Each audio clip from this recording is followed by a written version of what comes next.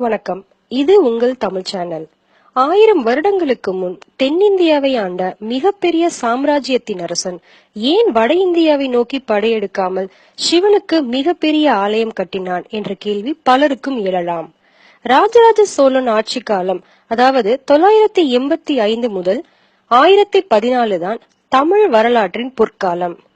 பொருளாதாரம், கட்டிடக்கலை, சிற்பக்கலை, வணிகம், நாகரிகம், விவசாயம், கலாச்சாரம், உணவு முறை, போர்ப்படை என்று அனைத்திலும் சோழ தேசம் மற்ற தேசத்தை காட்டிலும் பல மடங்கு முன்னேறி இருந்தது.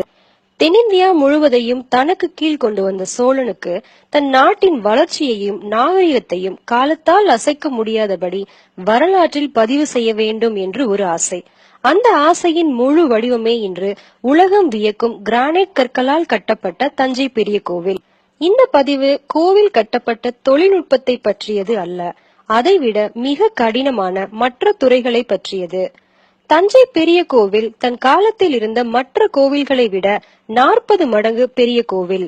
கோவில் கட்டுமானத்தில் மரம் இல்லை, சுடு செங்கல் இல்லை, பூராங்கற்கள் கிடையாது. மொத்தம் நீலம் போடிய சிவப்பு படர்ந்த உயர்ந்த கிரானைட் கற்கள் மட்டுமே. சிற்பங்கள் மற்றும் நுண்ணிய வேலைப்பாடுகள் உட்பட அனைத்திலும் கிரானைட் கற்கள் தான்.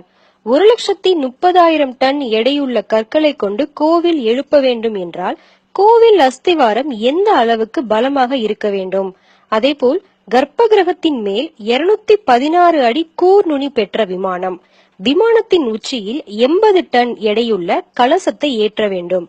இது போக விமானத்தின் மேல் 8 நந்தி சிலைகள் வேறு. கட்டிடக்கலையின் உச்சபட்ச அறிவு இருந்தால் மட்டுமே இது சாத்தியம் ஆகியிருக்காது. 1000 வருடங்களுக்கு முன் தஞ்சை பெரிய கோவில் கட்டும் பொழுது அதுதான் இந்தியாவின் மிகப்பெரிய விமானம் கொண்ட கோவில். விமானம் முழுக்க கிரானைட் கற்களை சிற்பமாக செதுக்க வேண்டும்.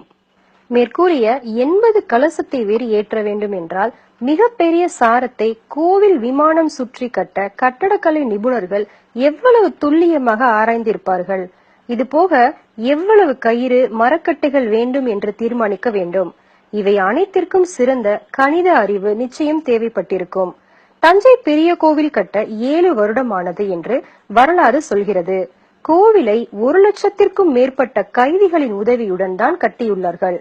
கைதிகள் மட்டுமில்லை, மக்களின் உதவியும் கூட. கைதிகளை வைத்துத்தானே கட்டினார்கள் என்று ஏளனமாக நினைக்க வேண்டாம். சற்று யோசித்து பாருங்கள். இன்றைய நிலைமையில் டெல்லி நகரில் 1,00,000 கைதிகளை வைத்து ஒரு கட்டடம் கட்ட வேண்டும் என்றால் நம் மிலிட்டரி எவ்வளவு கட்டுக்கோப்பாக இருக்க வேண்டும், நம் பாதுகாப்பு எவ்வளவு நேர்த்தியாக இருக்க வேண்டும். ஒரு நிமிடம் அசந்தாலும் நாட்டின் தலைநகரம் வரைபடத்தில் இருந்து காணாமல் போய்விடும். எந்த நேரம் வேண்டுமானாலும் கைதிகள் கலவரத்தில் ஈடுபடலாம், தற்கொலை தாக்குதல் நடத்தலாம். எந்த அளவுக்கு சோழ காவல் படை செயல்பட்டு இருந்தால் 7 வருடம் 1,00,000க்கும் மேற்பட்ட பரம எதிரி நாட்டு கைதிகளை வைத்து தஞ்சை தலைநகரில் வேலை வாங்கி இருப்பார்கள். 7 வருடம் கைதிகளை அடக்கி ஒடுக்கி வேலை வாங்குவது சாத்தியமில்லை. அதேபோல் மற்ற கட்டடக்கலை வல்லுநர்களும் மனம் கோணாமல் வேலை செய்ய வேண்டும். மக்களிடம் இருந்தும் எதிர்ப்பு வராமல் பார்த்துக் கொள்ள வேண்டும் என்றால் HRM எனப்படும் மனிதவள வேளாண்மையை மிக நேர்த்தியாக நடைமுறைப்படுத்தி இருப்பார்கள் என்பதற்கு ஓங்கி உயர்ந்து இருக்கும் கோவில்தான் சாட்சி. சரி, 1,00,000க்கும் மேற்பட்ட கைதிகள், 1000 யானைகள், குதிரைகள், 1000க்கும் மேற்பட்ட சிற்பிகள், ஓவியர்கள், ஆசாரிகள், கொல்லர்கள், நடன கலைஞர்கள், சமையல் வேலையாட்கள், கற்களை பிளக்கும் வீரர்கள் என ஒரு மாபெரும் படைக்கும் 7 வருடம் உணவு வழங்க வேண்டும் என்றால் தொடர்ச்சியாக 7 வருடம் சோழ மண்டலத்தில் விவசாயம் மற்றும் பொருளாதாரம் தங்கு தடையில்லாமல் இருந்திருக்க வேண்டும். ஒரு முழு படைக்கும் தேவையான மருத்துவ வசதியும் சிறப்பாக இருந்திருக்க வேண்டும். இது மட்டுமா, 7 வருடம் கோவில் கட்ட தேவையான பொருட்செலவை ஈடுகட்ட தொடர்ச்சியாக போர்களும் நடந்திருக்க வேண்டும். அதில் வெற்றியும் அடைந்திருக்க வேண்டும். அதே நேரத்தில் எதிரி நாட்டு படையெடுப்பை தடுத்தும் இருக்க வேண்டும். ஒருவேளை ராஜராஜ சோழனோ இல்லை மற்ற மூத்த கட்டிடக்கலை நிபுணர்கள் இருந்தாலும் கோவில் வேலை தடையில்லாமல் தொடர சுமார் 1000 வரைபடங்களை தயார் செய்து இருக்கிறார்கள். கிரானைட் கற்களை செதுக்க என்ன வகை உளி, இரும்பு பயன்படுத்த வேண்டும் என்று முன்பே கொல்லர்கள் ஆராய்ச்சி செய்திருக்க வேண்டும். அதேபோல் கற்களை நிம்பி தூக்க உதவும் கம்பிகளையும் தயார் செய்திருக்க வேண்டும் என்றால் பழுக்க காய்ச்சி உரமேற்றும் முத்தையும் தெரிந்திருக்க வேண்டும். தஞ்சையை சுற்றி 50 கிலோமீட்டருக்கு கிரானைட் கற்கள் கிடையாது. கோவில் கட்ட தேவையான கற்களை திருச்சிக்கு சற்று தெற்கே 50 கிலோமீட்டர் தூரத்தில் உள்ள நார்த்தாமலையிலிருந்து கொண்டு வர வேண்டும் என்றால் சோழ தேசத்தின் சாலைகள் மற்றும் போக்குவரத்தும் மிக மிக தரமாகவும் சீராகவும் இருந்திருக்க வேண்டும். இது எல்லாவற்றையும் சமாளித்தாலும் மிக பெரிய பூதம் ஒன்று உள்ளதே, அதுதான் அரசியல்.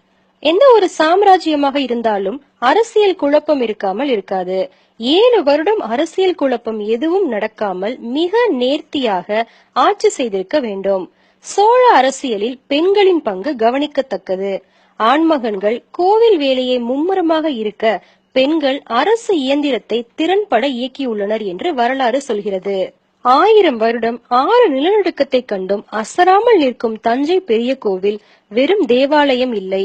மருத்துவம், பொருளாதாரம், கட்டிடக்கலை, சிற்பக்கலை, வணிகம், நாகரிகம், விவசாயம், கலாச்சாரம், உணவு முறை, போர்ப்படை என்ற அனைத்திலும் மிக மிக சிறந்து விளங்கிய நம் முன்னோர்கள் வாழ்ந்த வாழ்க்கையின் எடுத்துக்காட்டு.